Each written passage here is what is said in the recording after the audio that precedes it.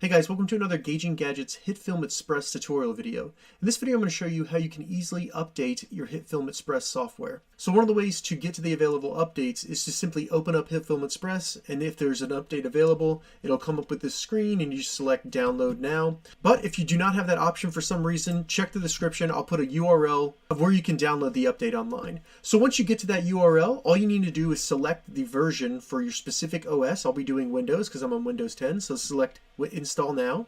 So per the install instructions, the first thing we need to do is uninstall the original copy of Hitfilm Express that we have on our computer. But before I do that, I'm going to go ahead and get the installer downloading, and then I will uninstall it while it's downloading. So I'm going to download the Windows installer, and then in the meantime, I'll uninstall Hitfilm Express. And you do that on Windows by going down to the Windows Start button in the bottom left, then type in Programs.